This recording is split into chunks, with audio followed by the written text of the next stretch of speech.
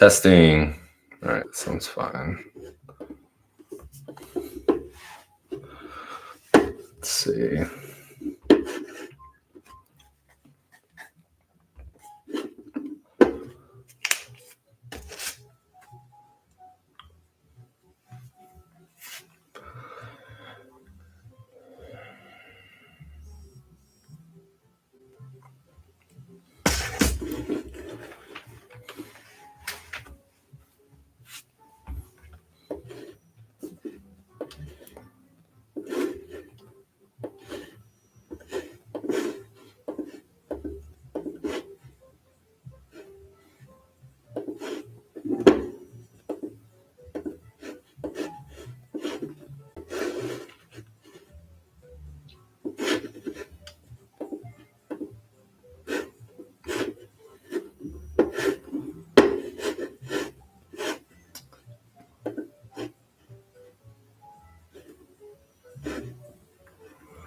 Hey, I'm just trying out this YouTube Live. Mainly just wanted to test this out. If you have any questions in regards to my experience with the Mirai or things Mirai related, let me know. I'll do my best to answer.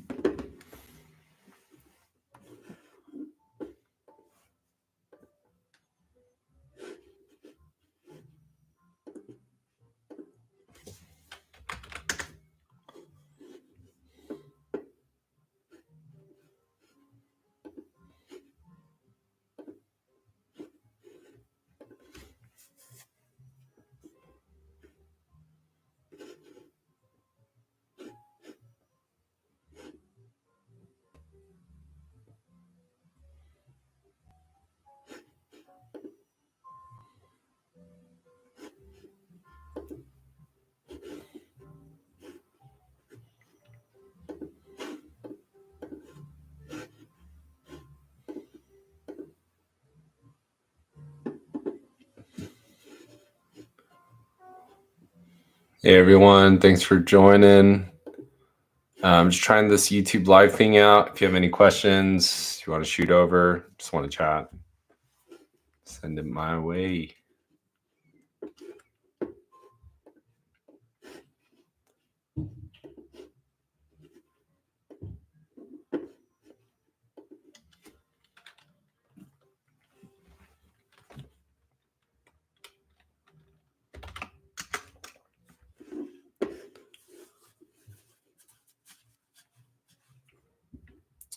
Everyone, thanks for joining. If you're just tuning in, if you can hear me, I am testing out this live feature, trying this thing out, but wanted to talk about, or mainly just wanted to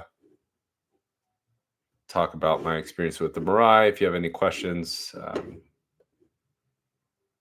create a space for that.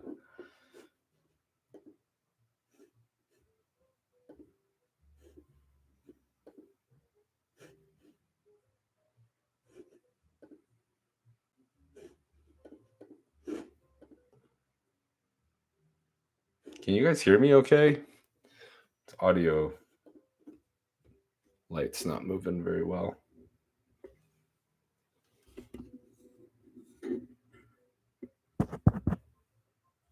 I assume you guys can hear me. Hello? Hello?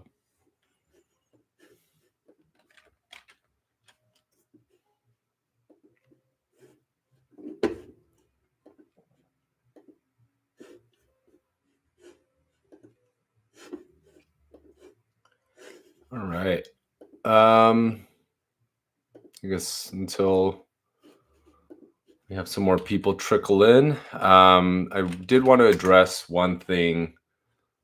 Let's see if this mic be better placed. Sorry if it's loud. I did want to address one thing. One of the comments from the previous video talked about the fuel cell Honda. This is CRV. Let me see. But I did do some research on the car, and it was really interesting. Let's see. Fuel cell. But from my memory, as I pull this up, yeah, it was a CRV fuel cell vehicle. It's 2025. The range is supposedly, was it 270 miles? Let me get the stats up here. But I'm not sure if anyone's considered the car. Okay, here we go. The fuel rating is supposedly 270 miles. I'm really curious what the real world numbers are for that. I know for the Toyota Mirai, one I have today, it's a 2022 Toyota Mirai XLE. The XLE does get more mileage or more range than the Limited. I believe the range, if I remember correctly, was like 390. I'm trying to look up at the marketing material to get the exact number, but here we go. But today I just filled up, by the way, and it was I got a range of 360 miles with no AC. So that's surprising. Okay, so apparently so the XLE range is supposedly 402. I know there's some people out there that have gotten around that number. I don't know how you're doing it because the majority of us probably are not, or you're sitting in traffic. That's the only thing I can think of. So anyway, 402 miles. I'm currently getting. This is the most I've gotten, 360 with no AC. With AC, it was about 340, and majority of the time I'm hovering in the 320s to 330s. I like to think I coast pretty often, so it's really interesting to see. But nevertheless, going back to the Honda, so Honda CRV, the fuel cell EV option that is available. From what I can tell so far, it's only available in a lease. Um, but if you haven't checked it out, I'll put it in the chat if you want to check it out for yourself. But yeah, it looks like probably the most normal looking fuel cell vehicle out there compared to the Mirai and the Hyundai Nexo. The Nexo looks like a high trim Santa Fe, in my opinion, or a Tucson. But anyway, so back to the CRV. The range is 270 miles. I highly doubt it's going to get 270 just based on my experience with the Mirai and also um, what I've seen others report back for the Nexo. The Nexo seems to be a little bit closer to that. But even if we're being generous, just say we get 260 miles. So it's currently advertised again at 270. So let's say you get 260 miles, and I believe, let me get the exact numbers. The tank is I think it was 4.5 kilograms of hydrogen that can be stored. Let me double check that.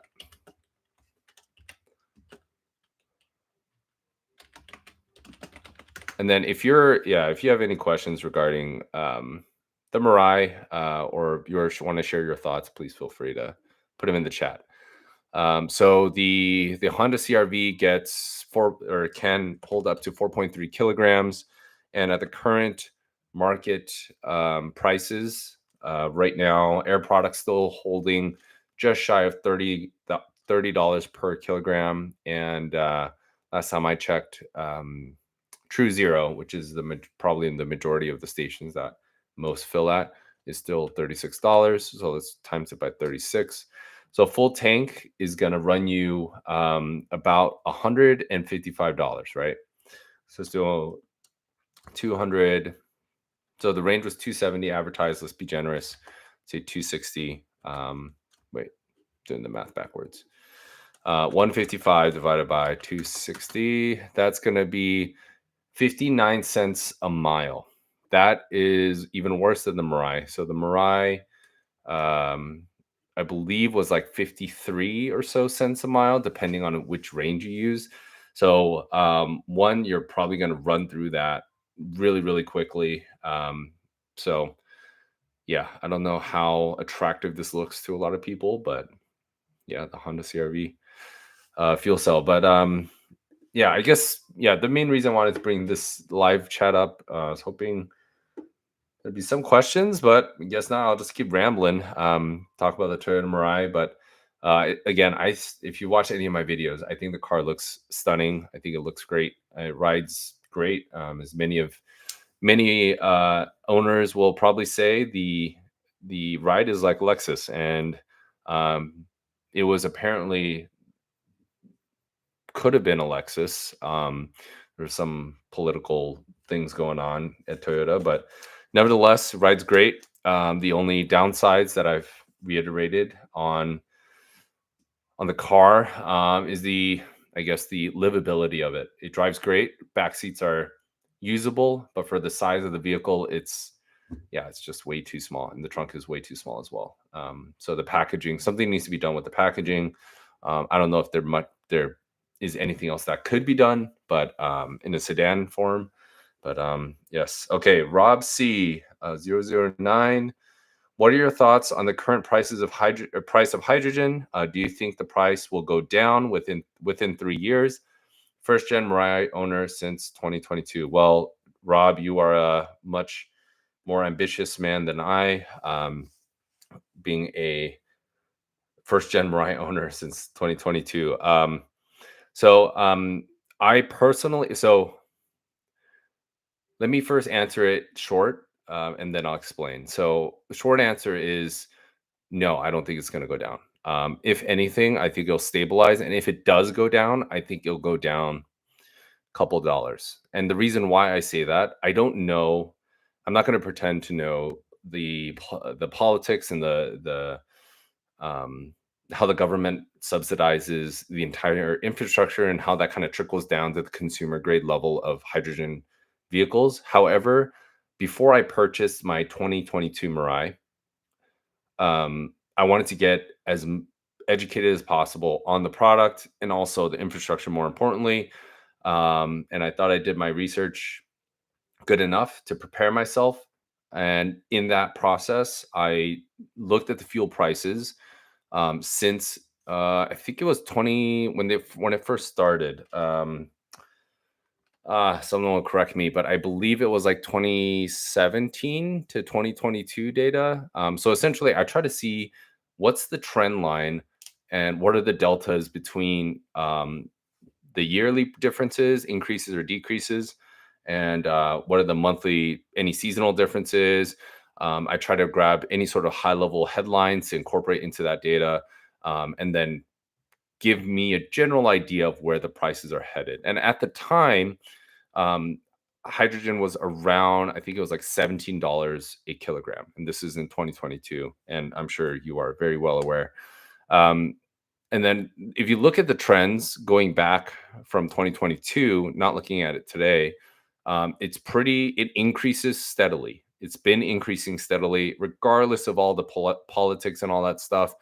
If you just look at the trends, and you just look at what's happened, it's only gone up. It's never gone down. It's slowed down. Okay, if you want to be really nitpicky, it has gone down slightly, but overall it's been going up.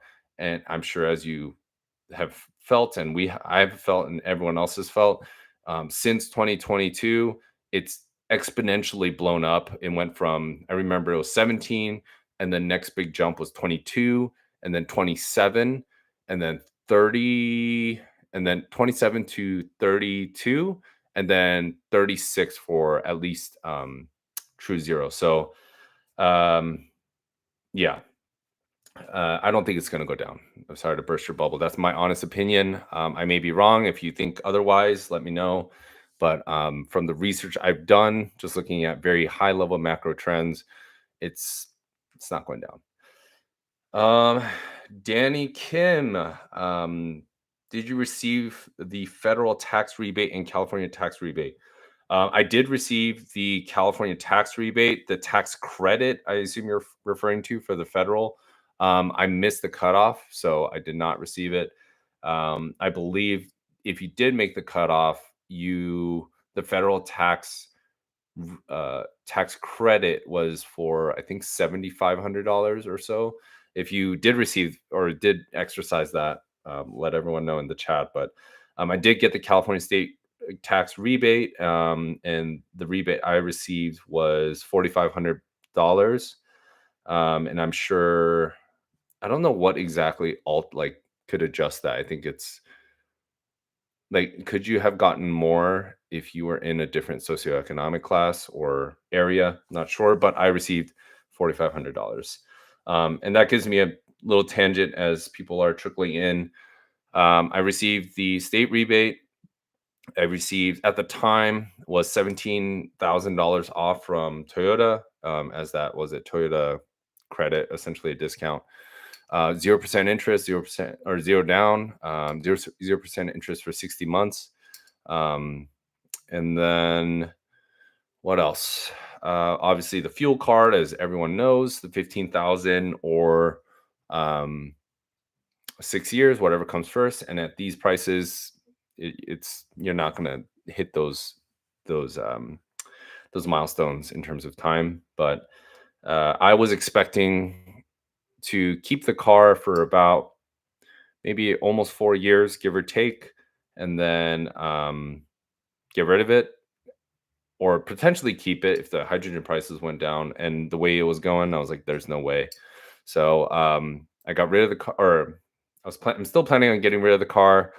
Up in the air with what I'm thinking about getting next, but I was thinking about getting a first gen like you, Rob, a first gen pre-owned Mirai for from what I've seen, like $10,000, give or take, and then run the fuel card to the ground in 3 years, and then also sell that.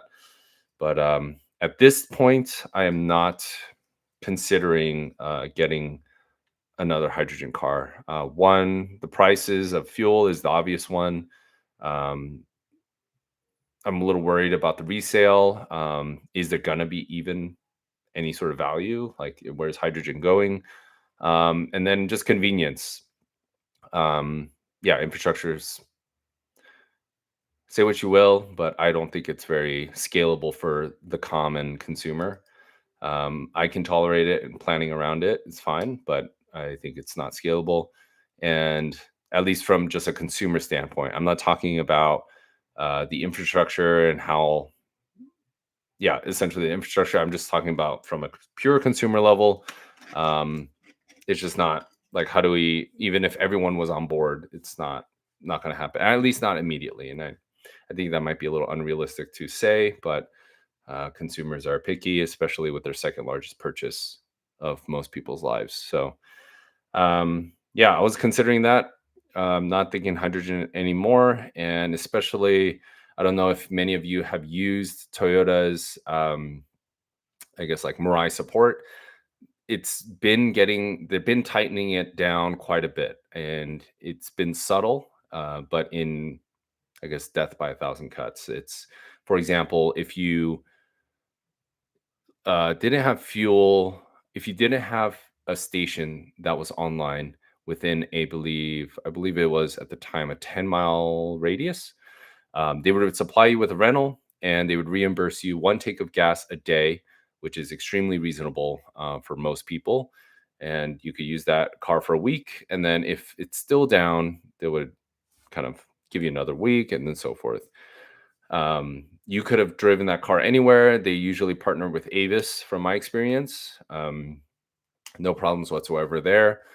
But the I've noticed after about a year or so after I got my first, I guess, rental due to fuel shortages, that is used in California, or I guess refueled in California, meaning if you were to take a road trip or wanted to take a road trip, you're on your own for gas, which is, I think, still pretty fair, because they're giving you a free rental. They're reimbursing you for fuel in California. And yeah, but it's, I guess, even though it is fair, coming from they covered it and they're kind of retracting or going backwards in my mind with the benefits, tells me something. And also, I've noticed, I don't know if anyone else has, getting to a Mirai assistant or a person, a dedicated Mirai specialist, has been getting more difficult in terms of time. And also, sometimes they're just not available within the business hours, that is. If you're calling right now, you're not going to get a Mirai specialist. I believe their hours, someone add them in the chat if you know, but it's not 24 hours. It's like normal business operating hours. And I believe their office is based in Texas. So, but even during those times, I've noticed it's getting a little bit more difficult to get a live person that knows about the Mirai, and you don't have to explain a bunch of things. So in those cases, that was a really, really long-winded way of saying, I'm not sure what car I'm getting next. Um, no, I'm not alluding to anything with the GR hat, but yeah.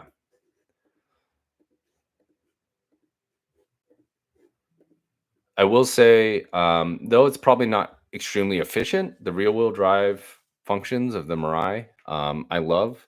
So the drivetrain being rear wheel drive instead of front wheel would have been probably more efficient. I don't know. I mean, from a combustion engine, it's more efficient, less drivetrain loss, less parts that need to go back and forth.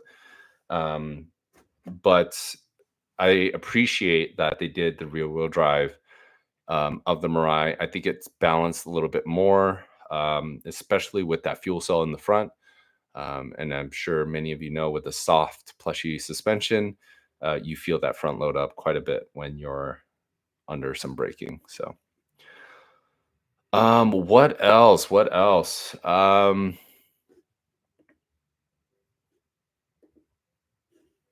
guess a little bit more about why I chose the Mirai. I get that question often. It's a complicated answer, as many of you, it probably is for most of you, but um, at the time, was looking for a new car. Interest rates were sky high, and I was just looking for a car that go from point A to point B. And the Mirai stuck out. The interest rates, the discounts, the hydrogen prices at the time. Looking at the trends, I thought it was going to hold relatively steady. My projections were roughly $22 by the time, $22 a kilogram. That is, by the time I was going to get rid of it in probably 3.5 years. And yeah, it so far checked out. I think the car looks amazing, like I've said many times before. And yeah, that's pretty much why I picked it. I was getting quoted like Kia Souls were like 30 grand, Honda Civics 30 grand, something like that. But um, yeah, it was just being ridiculous. So I was just looking for A to B car, and just check the boxes. And it was kind of during the hype, or not the hype, the peak of um, interest craziness and markups. So RL says, just wanted to say I appreciate guys like you being bleeding edge early adopters, given I am very, very late adopter. Yeah. Well, appreciate it, RL. I don't know if many people would agree with what I'm saying, but or I can't. I think you're probably more of a advocate than I am. I'm still very open to the technology, but I can't say I bought the car with wanting to be on the bleeding edge of technology, being like high on my list.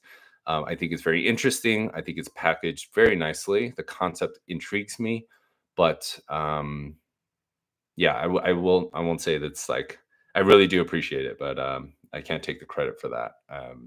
It's really interesting though. Yeah, and also noticed, yeah, the new Honda CRV fuel cell, the powertrain is extremely soft. I think is a better way to put it. I think it's like 170 horsepower and some torque. It's pretty slow. So Mirai's pretty slow already. You're not buying it for a speed machine, but this is a large vehicle, and it's probably going to be carrying a lot more stuff than the Mirai. So I'm really curious how that's going to work out. But my station is typically the station at UCI. If you ever see me around, come say hello. We can talk. But yeah, I used to go to the Diamond Bar station pretty often. And if you have not gone to the Diamond Bar station before, it's really, really interesting. It's not your typical station. What I mean by that is the location. Um, it's part of a government building. I'm blinking now. But if you ever navigate there, it's not closed, or unless if it says it's online and you get there and it's dark and there's a gate and it looks locked, it's not locked. Well, it technically is. You go there, push the button, security asks for your full name. You say your full name, and then you open the gate and you go in. And then in the parking lot, there is a station there if you haven't been. And if you're going towards Ontario, even Big Bear, that's probably going to be one of your last stops. So if you haven't been, that's a station for you, Diamond Bar. And I am planning on going to Big Bear, doing another Big Bear trip with the car. I've been trying to drive it a little bit less, not because I don't like it. I'm trying to really extend that fuel card a little bit longer. Yeah. So trying to extend the life of that fuel card a little bit. So I think I'm at I have about like $7,000 left. So not much relative to, or sorry, not seven. I think I have $5,000 left, something like that. Not much left. News station in Fontana, Chris. Yes. Thank you for the update.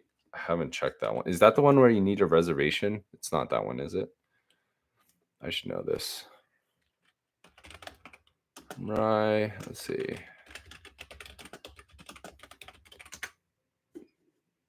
And then for checking stations, I mean, I typically do it on my desktop at work. I'm checking it out, use this, but I know I've heard the new Mirais, you don't have that like interface in the vehicle. Like you can see a list of the stations that are online or offline. But there is okay, got it. Thank you, Chris. Yeah, so the reservation one is in Riverside. So if you are going toward Big Bear, that's probably the furthest one out, but you have to have a reservation. And like Chris had mentioned, there's one in Fontana, which I'm trying to find. I see a Corona one, but I don't think it's going to be online.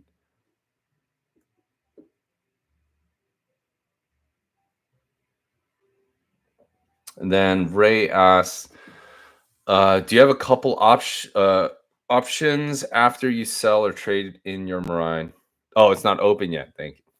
Got it. Thanks for the all caps. Okay. Chris said there's a new station in Fontana. It's not open yet. I hope it's not an Iwatani station. If it is, okay, got it. If it's an Iwatani station, it's not opening. That's my hunch.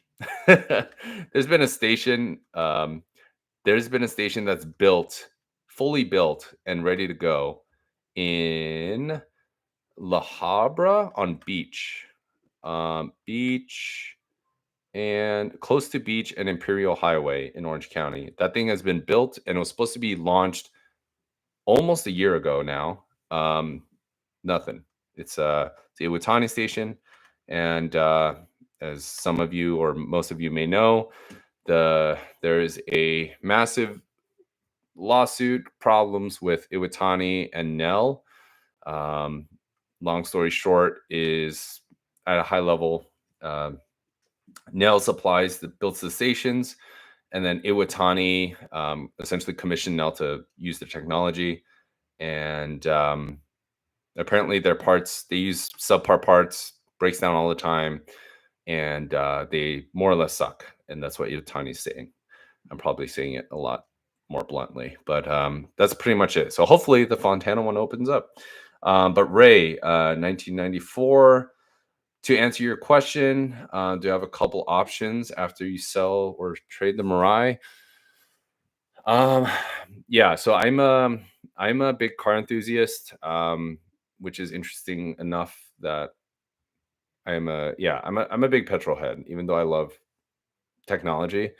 So I like to have fun cars. I have a SUV for kind of day to day stuff now. I used to have a might lose some people here, but I had a older BMW. I had an E46 M3 for a bit. I want something to replace that, so I might keep the SUV, maybe. And we're looking at. My wife really wanted a TTRS, so we might get one of those. It's a little weird, small five banger, but looking at those maybe.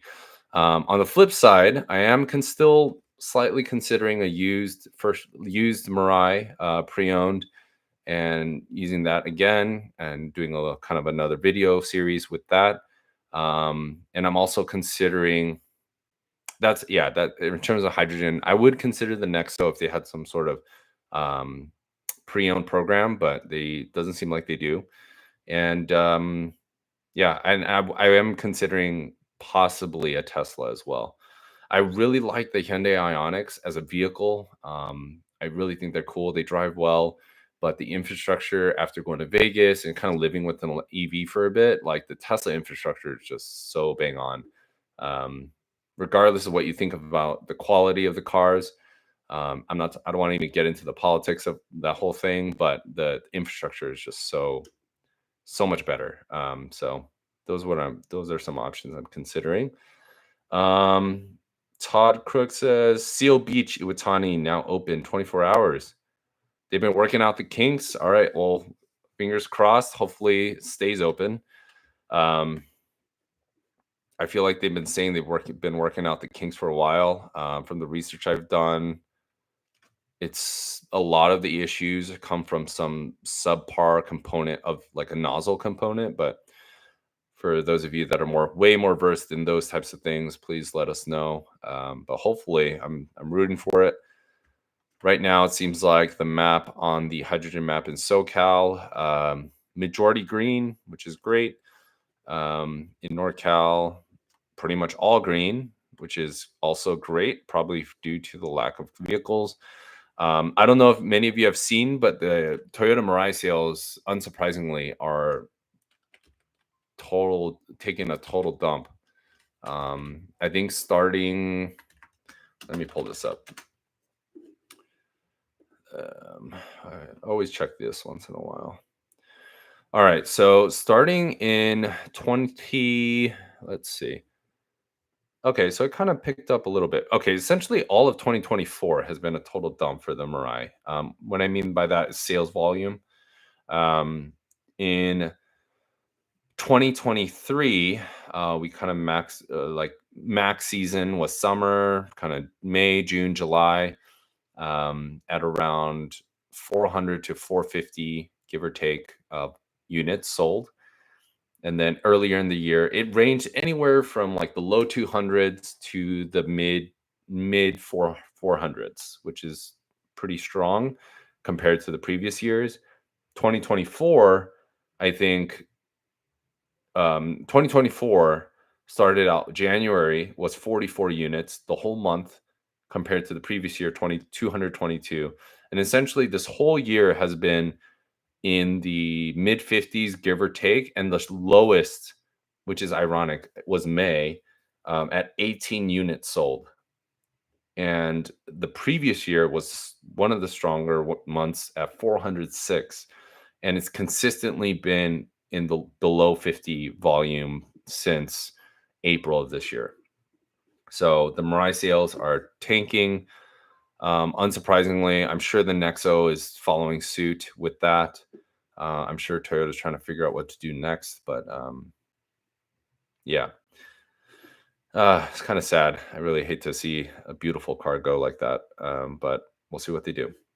Um, Todd, the CRV, the CRE fuel cell. I was actually just talking about that earlier in the video or the live stream. Um, without ranting again on it, but it's really expensive to run. Essentially, the fuel is roughly so okay. Since Ray mentioned it too about the CRV fuel cell, let's briefly talk about it. Um, I think outside of the subjective stuff, I think it looks fine. It looks like a regular car. Um, Very Honda, looks like a nice interior. But looking at the range, so the estimated range is 270 miles. I think it's fair to say the range, when you look at range for EVs, hydrogen vehicles, fuel cell vehicles, they're never hitting those numbers. And if they are, it's a very select few. And I hear they're very loud and they make sure that's known in groups and whatnot. But from people I've talked to at stations and just comments I've seen, it seems like the majority of the people do not get those numbers. And that's to say, let's just be gracious and say from the 270 advertised range miles of range that the Honda would get, let's say it gets 260. So 260, and I believe from my last research, it holds 4.3 kilograms of fuel or hydrogen. So 4.3, and then let's give it 4.3 kilograms times. So currently the price at an not air products, True Zero station is about $36 a kilogram. So for a full tank is at $154.80. So let's round up to 155. So 260 miles divided by $155. Or sorry, $155 divided by 260 miles. That's essentially, if you round up, 60 cents a mile. The Mirai gets roughly, well, one, it gets more range. The XLE apparently is marketed to get 403 miles. I got the highest I've gone today, which was 360, but with no AC. But typically, I get anywhere from the 320s to the upper 330s.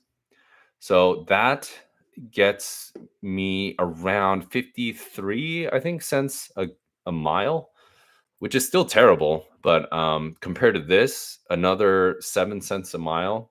I mean, that doesn't sound like much, but let's see. I always mention this, but I believe a dually gets better MPG or like cost per mile than a hydrogen vehicle. Um, when you're strictly looking at cost per mile, it's pretty horrendous. So it looks cool. I mean, no, I think it looks fine. Looks are subjective. I think it's probably going to be a lot more practical than the Mirai.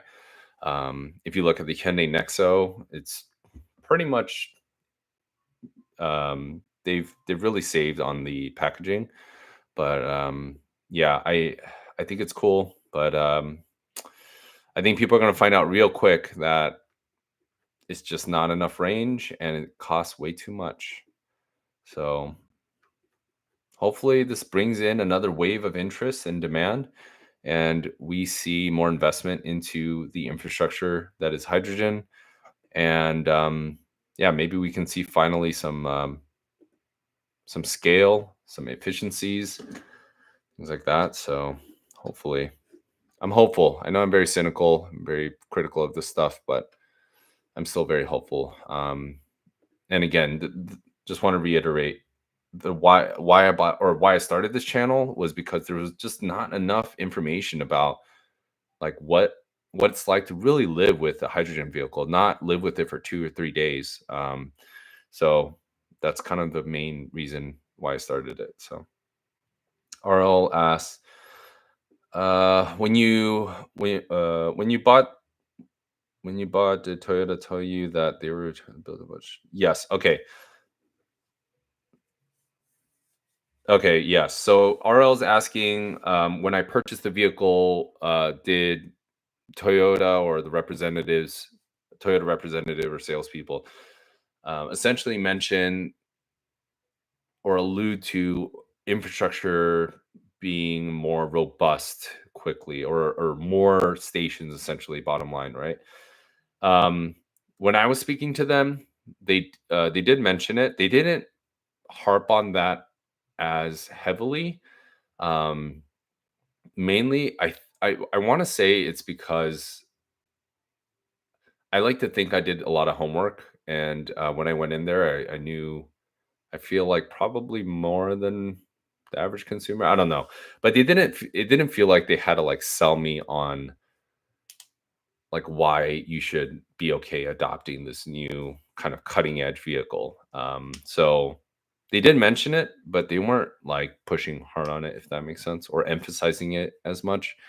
Um, I do know, I'm sure there's someone on the call or someone on the stream that knows more about it, but there were a lot of promises made. I believe California had said there was supposed to be a large number of stations built by a certain time, and they just weren't met. And that's, if those stations were up, that number of stations were up, and they were operational, even at like a uptime of like 70% efficiency or something, that would be amazing. I think that would really change things, but we're not there. And so, yeah. Anyway, um, Todd asked different lease options on the. Okay, so 60,000 miles. There's two-year lease options for the Honda CRV fuel cell, 60,000 miles and 25,000. Um, okay. Yeah, I mean, Todd, if I were you, I mean, it's totally obviously your call, but if you drive often, okay, 539. And oh, one thing I didn't factor in that I wish I did. I pride myself in being a very knowledgeable car purchaser, I guess. I don't know.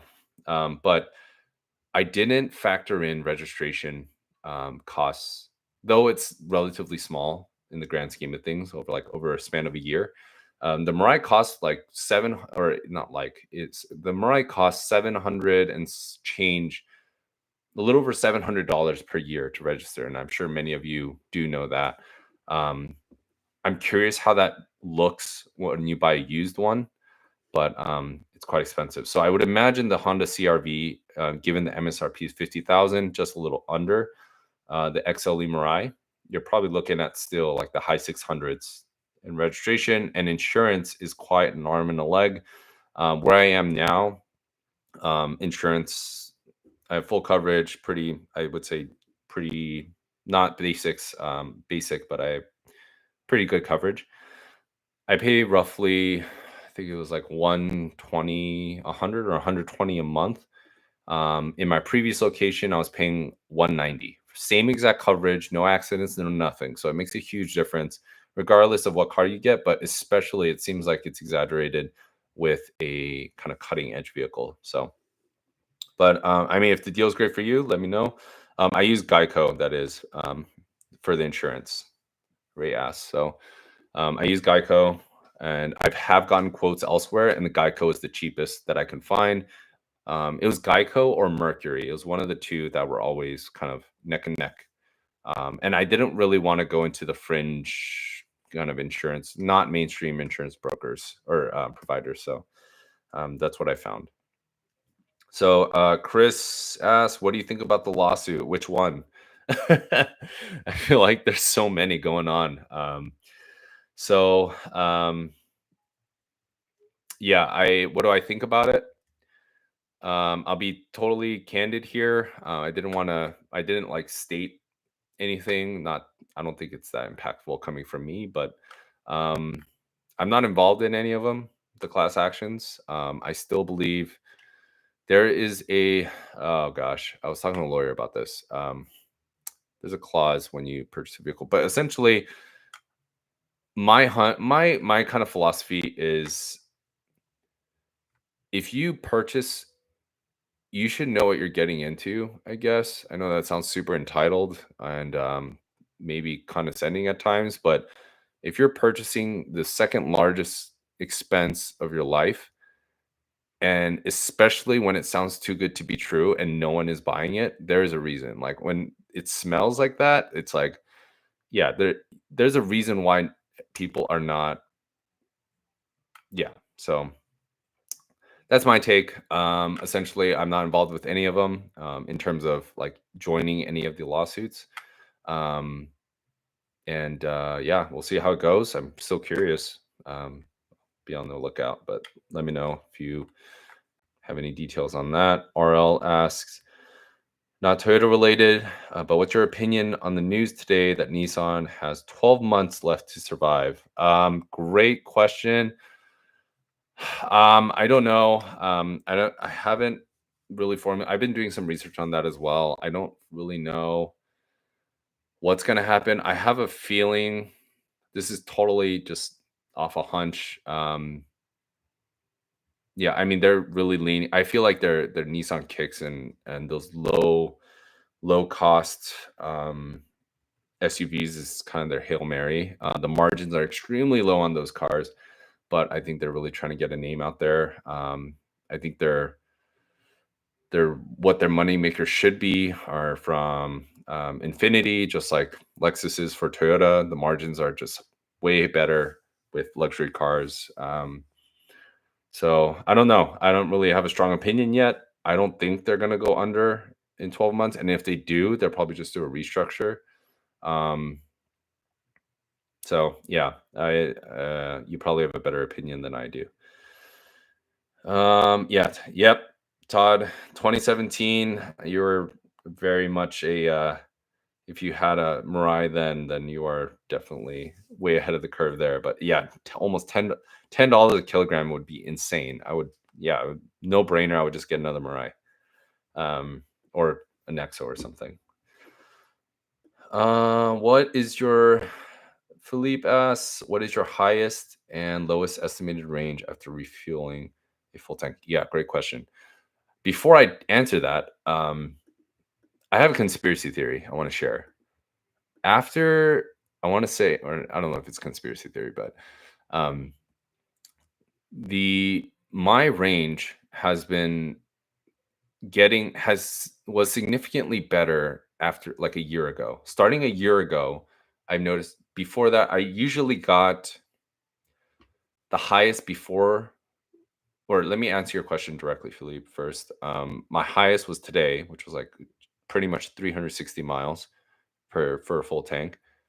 The lowest I've gotten was 285. That was early on. Starting like about a year ago, my average was like my max was typically like 335 tops, lowest on the lower end, maybe 300, 305. After that, like a year ago, consistently my full tanks have been anywhere from 330 to 350 consistently. I have not changed. I have not put more pressure in the tires. I haven't, they're not new tires, they're not old tires. They have less tread on them, so maybe they're a little less sticky, maybe. It's not much. I haven't changed any of my driving tendencies. So I don't know if y'all have noticed anything, but I have noticed that my range has been a little bit more generous as of late. So to answer your question, yeah, 360 was my highest, which was today, and the lowest was like 280 something. Then Ray saying he went to Longo yesterday looking at a certified pre-owned Mirai. And looked like they were building a station for it.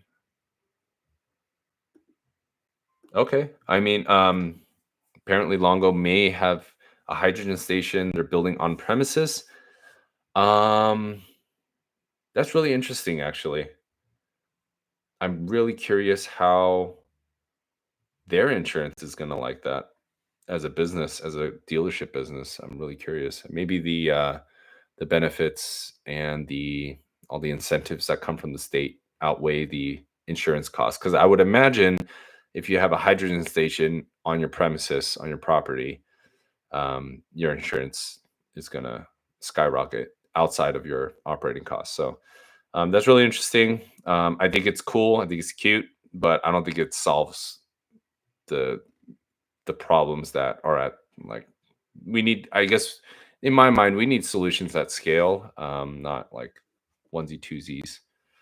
But I'm just being extra critical now. But for those of you that use a Mirai to commute and just drive often, I feel, I don't know, I guess feel bad for you. I don't have to drive very often, so I feel a little inconvenience there. But I always think about, for those that depend on a Mirai to get to and from work and do your things, it must really suck. So I would say, if you're planning on getting one, maybe get into reading or something in the car. But yeah. Um, yeah. But yeah. What else? I'm still on original tires. They still have some tread left. I have about 28,000 miles on the car. Done some tire rotations. I don't drive. I don't think I drive super hard, but I'm still on the original tires. Um, just been doing tire rotations, and I get most of my service done at Toyota of Orange. Thinking about trying on another dealership. Nothing wrong with Toyota of Orange, just for experience, I guess. But it's been great.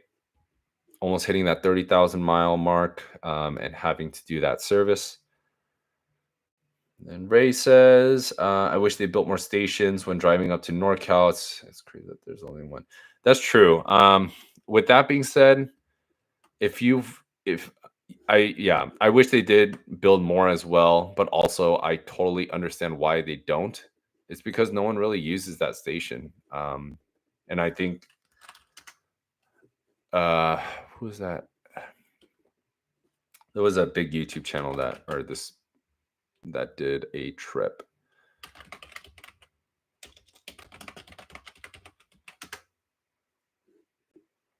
Let's see. Oh, here we go. Yeah, The Verge. They did a big trip, and then they were trying to interview someone at the Harris Ranch station, and yeah, I think they waited all day and got one person. So, I, I it's a little nerve wracking to think that's the only station that you have, and if it goes down, then you're pretty much stuck. But I also, in my mind, I've always wanted to do that trip, and I was planning on doing that trip until the hydrogen prices skyrocketed, and if I were to do that, I'm essentially bleeding out the card, and that would essentially shorten my life with the card or the car. Yes, 1,000%. Rather build a station on the way to Vegas. Yes. I have gone to Barstow, uh, which is not even that close to Vegas, but I have done that. People were looking at me funny. But yeah, it made it up the hills. The range suffered tremendously. I was trying to I was drafting behind trucks, things like that, to maximize it. But yes. There's one YouTuber named Dennis CW. And then, okay, I'll check him out. I know there's some people that have done this quite often. Oh, yes, I have seen his videos. The Dennis guy. 3 years ago, that's when hydrogen prices were at least a little bit more reasonable. Now it's, yeah, okay, let's see, 350 miles roughly. And then that would cost, yeah, almost a full tank. So, yeah, it would probably cost you a full tank because you'd use AC, and then you're going highway speed, so your range is not as good. So you're looking at, for 350 miles, you're looking at what, $180, give or take. So yeah,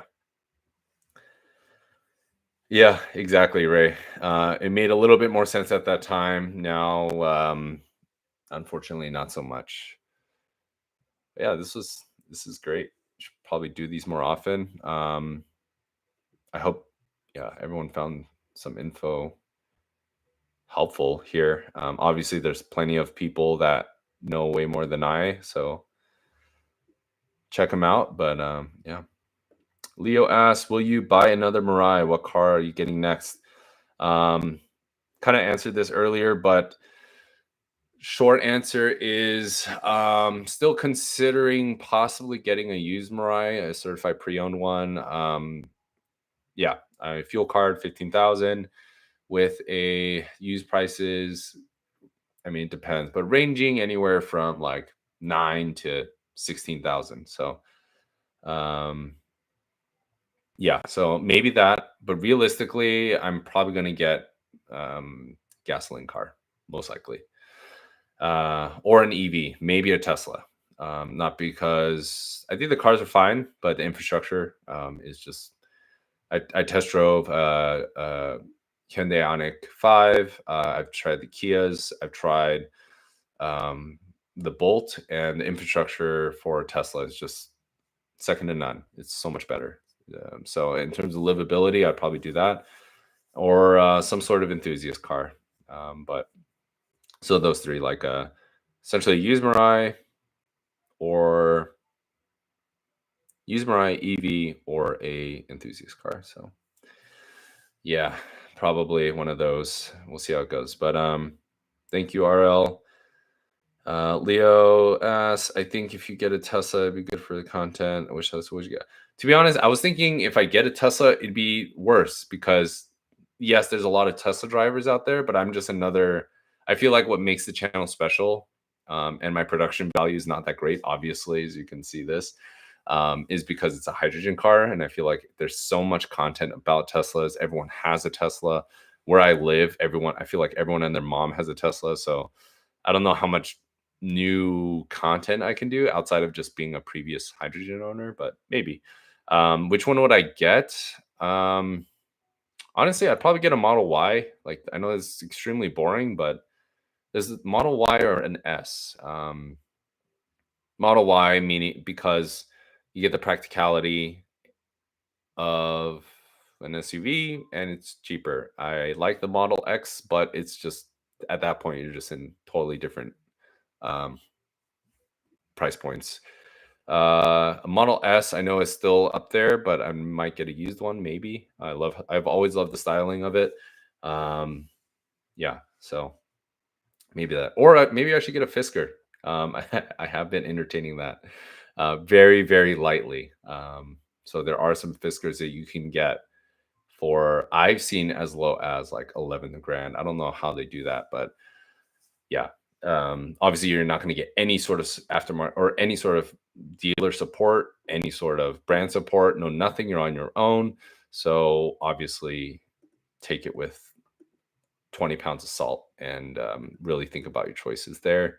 But yeah, I was thinking of Fisker, maybe for fun. That'd be good content. Oh, and I also considered VinFast. I'm definitely not going to do it from what I've seen, but I just thought it'd be interesting because no one really has that car. That's really it. I don't think it looks particularly special, or do I think the interior is that great? I think it's just an interesting car. But yes, the Chevy Bolt can now be charged. Okay, very cool. Ray said the Chevy Bolt can now be charged with the Tesla charging station. That's great. I'm really curious how the interfacing works and the software with that. But if it works, it works. But I just loved how in it like seamless the Tesla experience was. That was really something notable to me. Philippe, you got a used one. Nice. No. Wow. Okay. Great deal. Awesome. No, that's great. I assume you're just gonna run it until the fuel card runs out, and then soon after that, grab another one, maybe. Um, that's great. My question is with these used ones, though.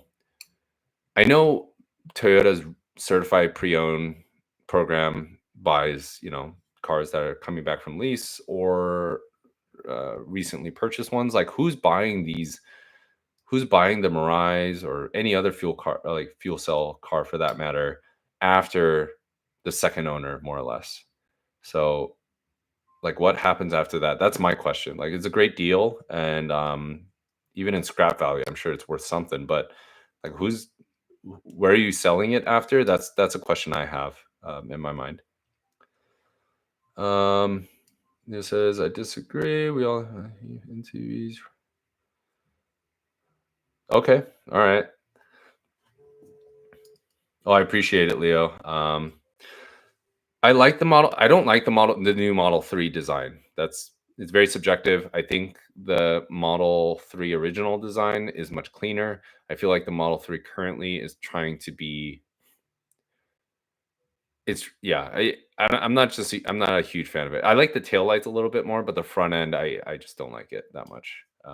There's obviously subjective, so that's really it. The cool thing about the Honda CRV fuel cell, that you can run it on battery. Okay, yes, no, that's 100% true, Todd. And apparently you can do that with the Mirai too. Not officially from Toyota, but pretty much everyone else on my comment section on the earlier days. I ran my Toyota Mirai to the Diamond Bar station with 1 mile of range left, and people were saying you have another.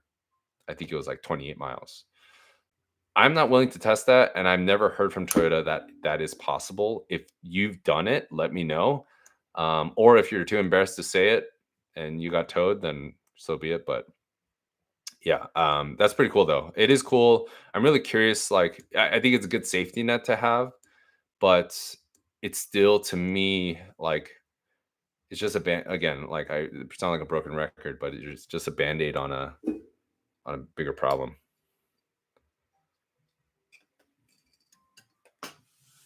Very cool. But Ray, yeah, want to take a gamble on the Fisker Ocean despite the flaws. Yeah, I think the car is beautiful. The flaws are tremendous, mainly from a software perspective, from what I could tell. It's like stuff that from the reviews I've seen, it's really, really tough to like live with. Just like the constant binging, software being slow, and if something happens, screen locks up or something, that's it. Like, you have to figure it out or probably find some sort of expert. Um, there's that one guy who fixes up Teslas who just bought one. I'll put it in the chat. I forgot. He's a big YouTuber. But yeah, Fisker Ocean I think looks freaking fantastic. Oh, Rich rebuilds. Yeah, he bought a Fisker Ocean. But anyway. Cool. Let's see. Oh, sorry if I'm mispronouncing your name, but Rafi. Uh, but there are countries that do it cheaper. I was just in France. Not just in France. It's been a couple months now, but hydrogen, I believe, was like $10, €10 a kilogram. That gets complicated from a political side because excuse me, they have a ton of subsidies from the government, and I don't know enough about that to really talk to that, but I just know at a high level, that's one of the main reasons why. And in Japan, I believe someone commented. I haven't fact checked it, but a commenter supposedly from Japan said it's about similar, about $10, give or take. So yeah. Trade in. Philippe says, yeah, trading was okay. Very cool. But it sounds like you got a great deal, Philippe. So good for you. And Leo wants me to be a Tesla boy. I might be. Yuhyun Lee says, how are the lawsuits going? To be honest, I haven't followed too much about it. I mentioned earlier, I'm not involved in any of them, but I'm really curious. I should probably do a video on that next. So I'll mark that down.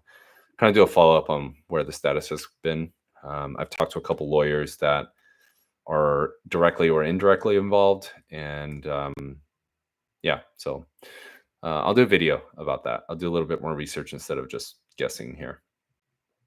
Um, Todd, are you a salesman for Honda? This is great. 3 months, very cool.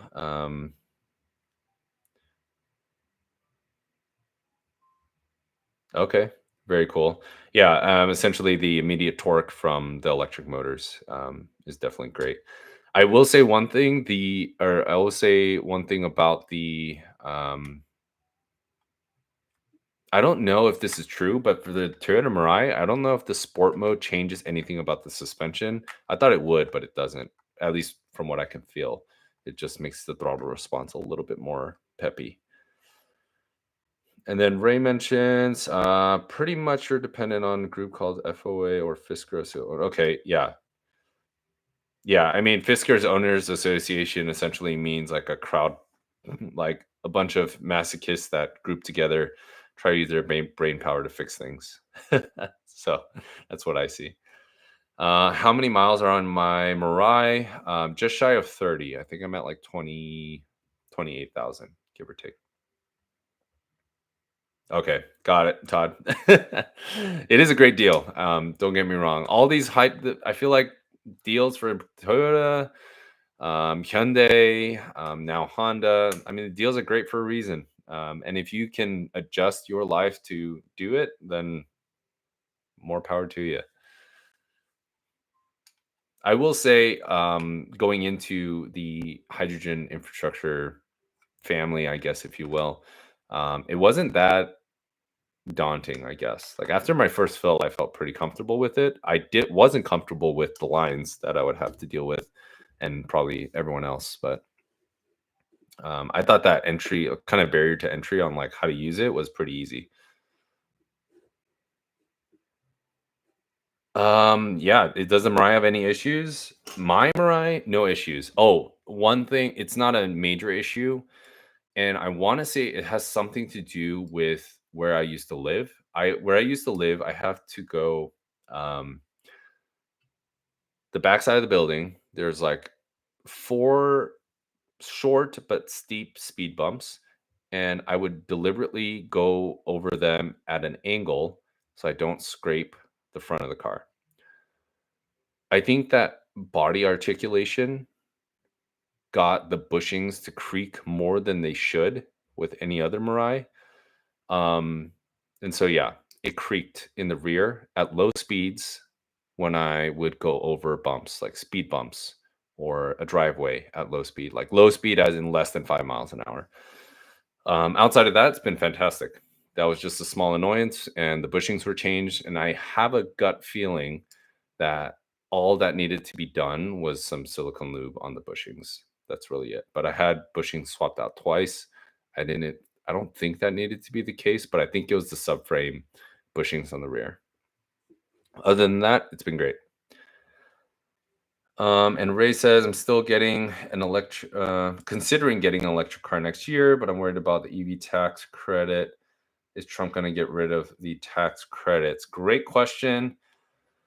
I am not informed enough to give any sort of cohesive or thought out response to that. I don't know. I want to say he'll probably do something that still benefits EVs just because Elon's in the picture, but that's as far as I'll comment. I think he will scratch his back a little bit.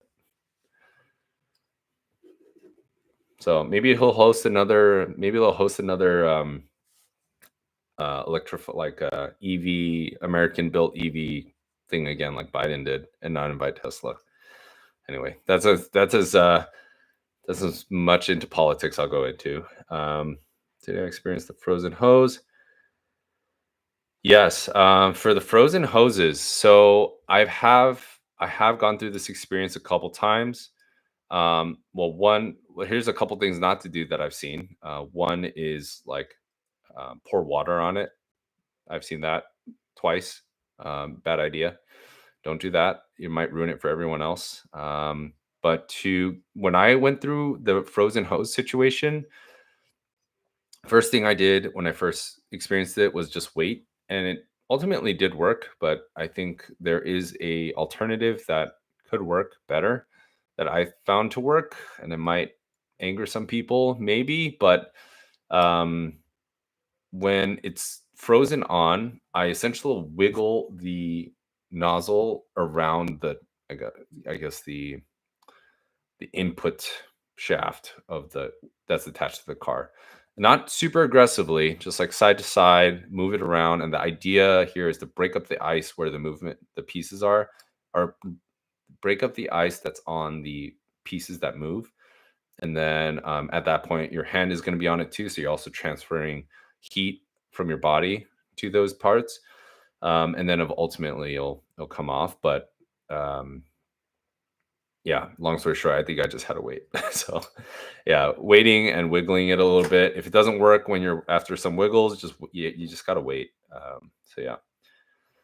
All right. But Leo says, let us know what car you get. Thank you. Yeah, I did do a video at CarMax checking out other cars. That wasn't the intent of the video, but it didn't do too well, so I just kind of stopped doing that. But yeah, maybe I should when I do some serious shopping. Yeah. All right, y'all. I'll wait a minute if there's any other questions. If not, this was great. I really enjoyed the combos. Um, keep driving. I hope you enjoy and find peace and that others are suffering with you, I guess. The car's been great. Drove to San Diego so many times from the OC and LA. And going to Santa Barbara was great. Santa Barbara, the station broke down on or wasn't online by the time we got there. So that was kind of a bummer, but we had enough range to get back. So that was fine. But I want to go up Big Sur with the Mirai or PCH, that is, to NorCal. But yeah, we'll see. Ooh, great question, Philippe. I've done the math on this, and short answer to or his question is for everyone asking: would you drive further to an air product station to save on fuel, essentially? Because the air product stations are typically $6 less per kilogram than uh, True Zero. The answer is typically it's not worth it, unless it's on the way. Then it's okay. Then yes. Like if it's on the way to where you need to go, then yes, yeah, drive to the air product station and do it. But if you're just going from home and you just need to go to a station, then come back, it's not worth it. One, the amount of savings that you take on, it's a complex equation, but essentially the marginal gains that you'll gain, like I guess save in terms of money for fuel before you factor in depreciation. And I think the most important thing is time. Your own time is more valuable than everything. So it's just not worth it. That you save like pennies on the dollar, and for what? Like, and you put more mileage on the car, and by the time you get home, you'll have less mileage. So to answer your question, it's not worth it. And also convenience factor is a big thing too. So Leo asked, do I think Tesla quality is not good? I don't know if I get demonetized to say that word, but I know what you mean. Honestly, I think Tesla gets a bad rap. I think the quality is not great. I don't think it's amazing, but I don't think it's total garbage, I guess. Sorry, I'm gonna upset some people, but I think Ford is almost worse. Yeah, so panel gaps are bad. For those of you that don't know, Teslas are notorious for terrible panel gaps and fitment. I think the most, like, whenever you buy a Tesla, they always say check the panel gaps, open and close doors, see if the paint is rubbing on paint, things like that. And then also like the cheap plastics, the seats are firm, they're not super plush, they're kind of sporty, not super comfortable, and then the dash is plasticky and whatnot. But I think it gets a bad rap. I think it's set to a certain price point, and if you compare it within that price point, I think it does pretty okay. Is it as would I take a Honda Civic interior in terms of quality? Probably, but I think it's okay. Yes, thank you, Ray. I will do more of these. Iwatani Station Seal Beach is 29 yesterday. Very cool. So essentially $30. F-150 Lightning actually had a allocation for one of those when it was first released, when it was priced at 40,000 for the base model. I'm kind of glad I didn't do it, mainly because the videos I've seen, the quality. I think the truck looks great. For what I do, I'm a big outdoors guy.